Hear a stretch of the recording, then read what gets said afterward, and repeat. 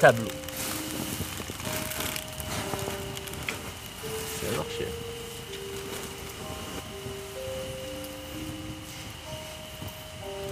Dans l'histoire du tableau, on va parler d'Estelle. Estelle est une petite fille de 9 ans. Estelle a une passion, on va dire, cliché pour tout ce qui est jouet de petite fille. Elle adore les poupées, elle adore le rose bonbon, elle adore se faire des petites couettes, etc. Elle est vraiment... tu vois la petite fille qui joue à la dinette et tout ça, vraiment le gros cliché que tu vois dans les films américains et tout, c'est Estelle. Elle vit sa meilleure vie, elle a pas de soucis, elle a 9 piges et elle adore surtout prendre soin de ses poupées, comme si ses poupées c'était ses amis. Estelle, elle a des copains à l'école, il n'y a pas de problème, mais elle n'a pas vraiment d'amis. Il n'y a pas les soirées pyjama, il n'y a pas tout ça. Estelle, quand elle rentre chez elle, c'est comme si une bulle se refermait et elle se retrouvait du coup avec ses autres amis, donc ses poupées. Elle leur donne des noms, elle les coiffe, elle les maquille un petit peu, elle leur donne à manger, etc., etc.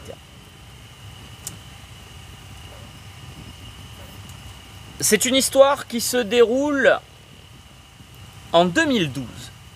Donc Estelle, elle a 9 ans en 2012. Elle n'a pas de soucis de santé. Enfin, elle est tout à fait correcte. C'est pas genre la petite fille creepy qui se met dans son coin. Non, non, juste elle est un peu solitaire. Voilà. Je pense que certains d'entre vous sont solitaires aussi et ont été solitaires peut-être à un moment donné, même étant petit ou quoi. Estelle n'a aucun souci et à son habitude, quand arrivent les vacances scolaires, elle est envoyée chez ses grands-parents. Et chez ses grands-parents, c'est une grande maison familiale. C'est une grande maison familiale à plusieurs étages. 4 étages. Waouh. Château. C'est vraiment, je dirais la maison de maître. Genre le truc immense. Ça reste une maison, mais il y a les 4 étages quoi. 4 étages que pour les grands-parents? Je viens de dire que c'était une maison familiale. C'est-à-dire qu'en vrai, les grands-parents accueillent vraiment très régulièrement la famille. Donc là, tu as les oncles, les cousins, il y a tout le monde qui vient tout le temps. Donc elle adore aller là-bas puisqu'il y a un grand jardin, il y a vraiment un grand espace où elle peut évoluer avec ses poupées et faire sa petite vie et tout ça. Et puis il y a plusieurs étages et dans l'ambiance de la maison, pour vous faire une petite idée, c'est une maison où il y a beaucoup d'objets qui appartiennent à la famille. Le vélo du cousin, il y a les bijoux de la tante, il y a vraiment tout, les habits des uns des autres. En fait, quand les gens ils vont là-bas, c'est chez eux. Et il y a beaucoup de chambres, beaucoup de salles de bain, beaucoup de toilettes, etc. Et au niveau de la déco, c'est un petit peu différent sur, on va dire, chacune des pièces. Mais il y a quand même quelque chose qui revient, c'est cet aspect ancien, comment dire, avec les coiffeuses dans les chambres, les petits, vous savez, les petits bancs là qu'il y a en bas du lit, tout ça. Vraiment, toute cette ambiance-là avec les grands placards en... Style Louis XVI quoi. Voilà, c'est ça. Vraiment à l'ancienne. Et donc, Estelle, elle adore évoluer dans cette maison avec ses poupées, puisqu'elle se fait toute une vie. Elle va dans un appartement, et c'est l'appartement de sa poupée qu'elle va appeler, je sais pas moi, Amandine. Après, elle va appeler une autre poupée, je sais pas moi, Coralie. Et du coup, elle se fait vraiment un RP total avec ses poupées. Et un truc qu'elle adore faire, c'est se retrouver dans une des chambres du 2e étage. devant la coiffeuse. Elle adore cette chambre parce que cette chambre, il y a beaucoup de roses. C'est vraiment là la chambre assez féminine cliché. Voilà, il y a du rose, il y a des dentelles, etc. à l'ancienne quoi. Elle adore ça. Elle, je vous ai dit, c'est son kiff.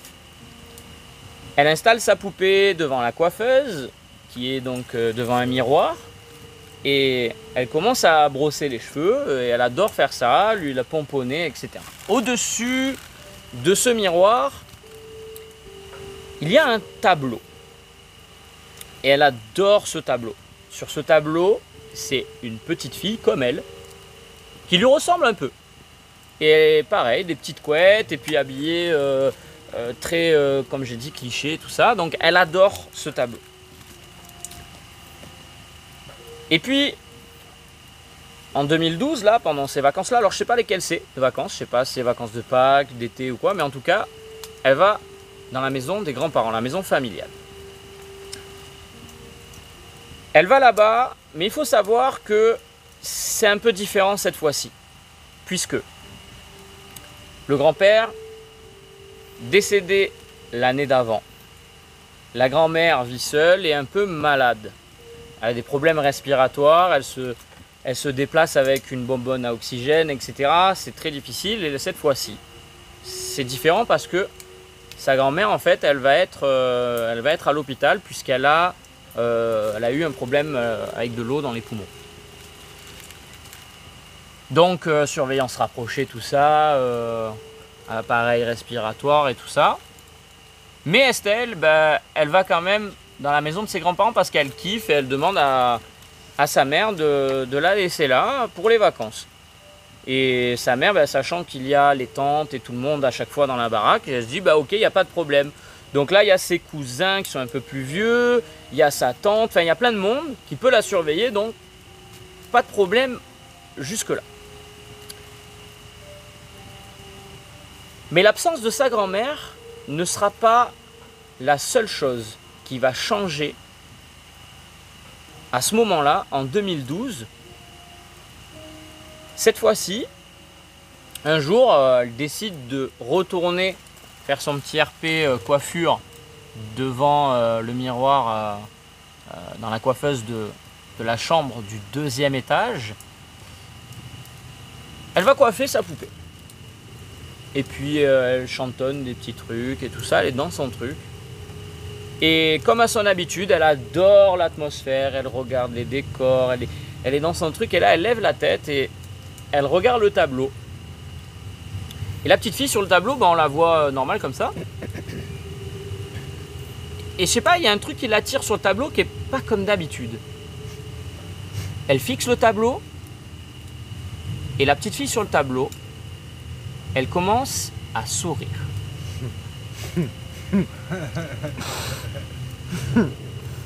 Comment que je cours? Eh ben tu sais quoi Estelle, elle a été hyper intriguée. Elle a des couilles plus grosses que moi. C'est sûr. Ah ouais. Estelle, en fait Estelle là elle s'est dit quoi? Elle s'est dit, sourire c'est positif. Du coup, pas de danger. Pour elle, elle est un peu dans le monde des bisounours, tu vois, et elle se dit bon ok, let's go, sourire et tout va bien. Sur le coup, elle est quand même un peu impressionnée, mais elle continue à coiffer sa poupée et puis elle finit sa journée avec sa famille et tout ça, et elle va se coucher et tout va bien.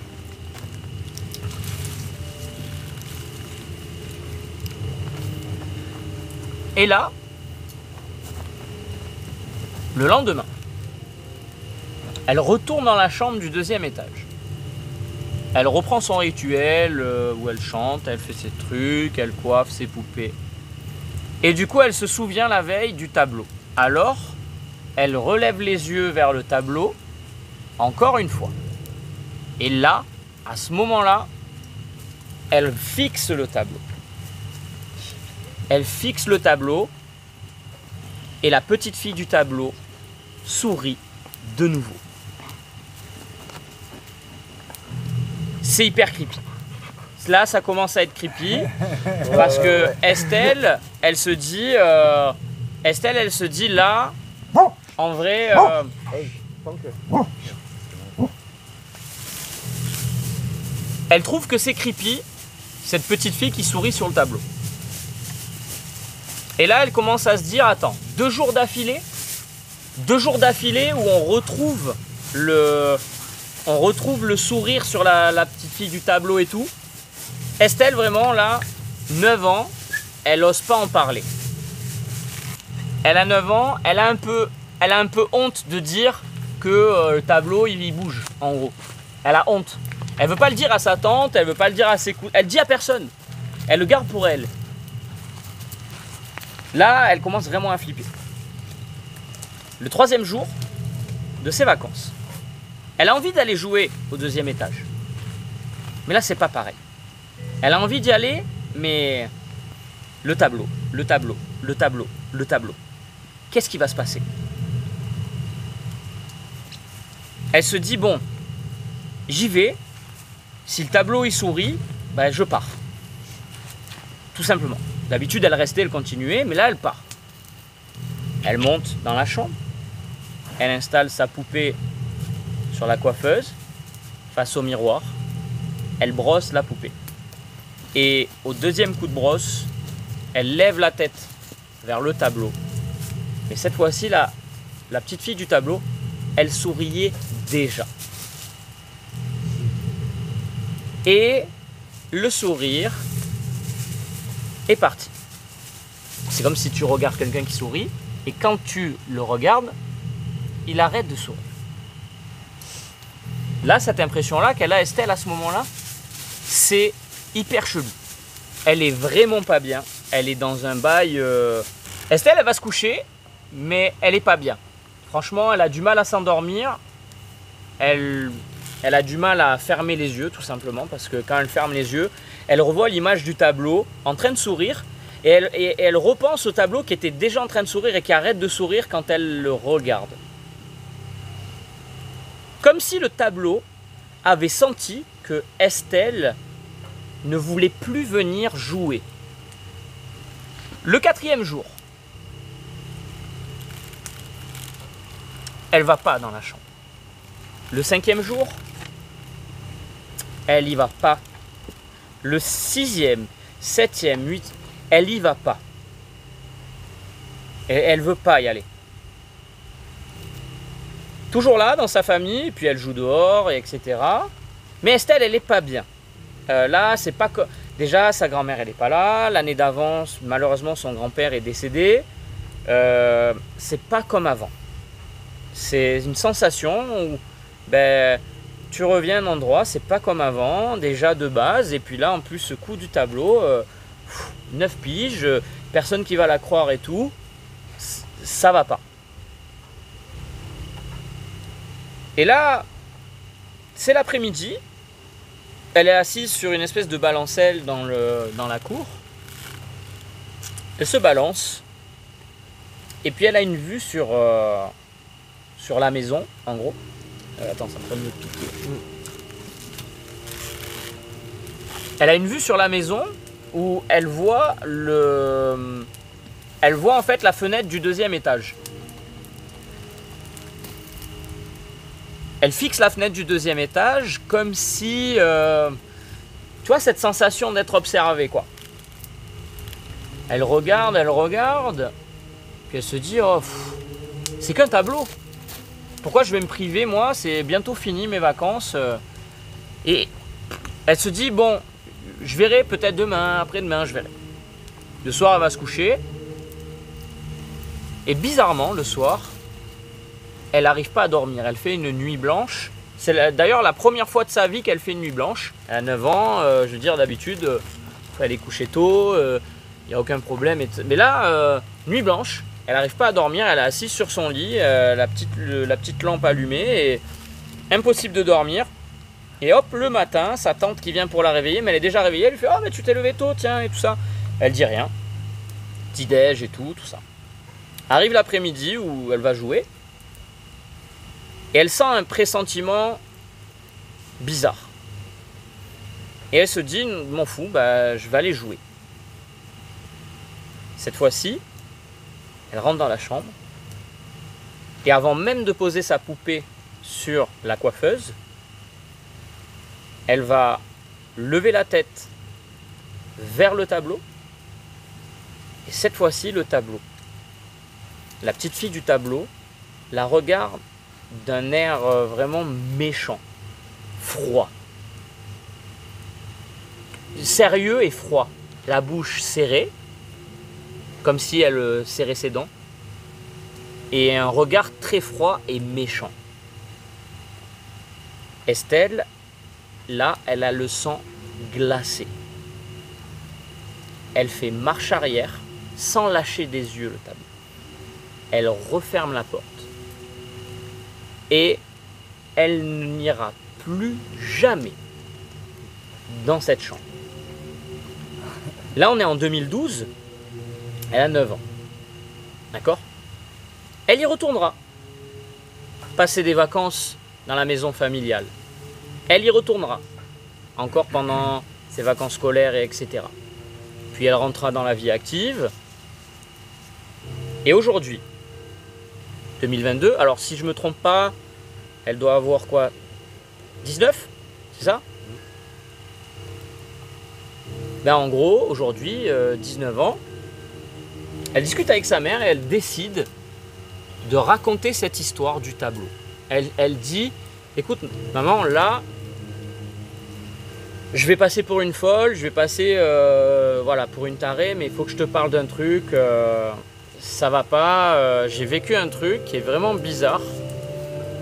Et elle n'avait pas fait attention à un petit détail, et vous allez tout de suite rejoindre le détail. À l'heure où elle dit ça à sa mère, la grand-mère est décédée. Et elle dit, j'ai regardé le tableau et il s'est passé des choses. Et elle me dit, mais je comprends pas et tout, et c'est quoi ce tableau ? Je l'ai toujours aimé et maintenant on dirait que c'est le tableau qui me déteste. Sa mère lui dit, c'est une peinture de ta grand-mère petite.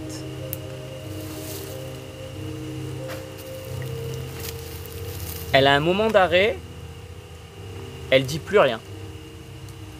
Elle dit ok merci maman, et elle s'éclipse dans sa chambre, elle s'assoit sur son lit.